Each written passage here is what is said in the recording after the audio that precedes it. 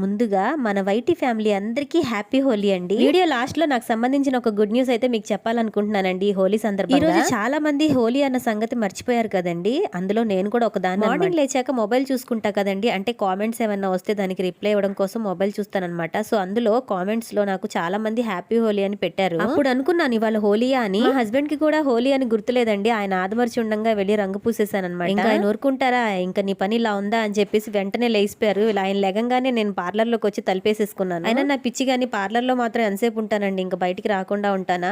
పప్పు పెట్టాను, విజిల్స్ వచ్చేస్తున్నాయి అని చెప్పి గబగబ బయటకు వచ్చేస్తే రాగానే ఇంకా ముగ్గురు నా మీద దండయాత్ర చేశారు. ఇంకా ఇక్కడ అయిపోగానే మా అమ్మ వాళ్ళ ఇంటికి పిల్లల్ని వేసుకొని వెళ్ళిపోయానండి. మేబీ మా అమ్మకు కూడా గుర్తులేదు అనుకుంటే, హ్యాపీగా టీవీ చూసుకుంటుంటే పిల్లలు వెళ్ళి ఫుల్ గా రంగులు పూసేశారనమాట. ఇంకా గుడ్ న్యూస్ ఏంటంటే మా ఇంటి పక్కన ఒక హౌస్ సేల్ కి పెట్టారండి. అదైతే మేము తీసుకోవాలనుకుంటున్నాం. ఆ హౌస్ ఎలా ఉంది దాని గురించి ఫుల్ గా డీటెయిల్ గా నెక్స్ట్ వీడియోలో అయితే మీకు ఎక్స్ప్లెయిన్ చేసి, ఈ హోలీ రోజున ఈ విషయాన్ని మీతో షేర్ చేసుకున్నందుకు నేను చాలా హ్యాపీగా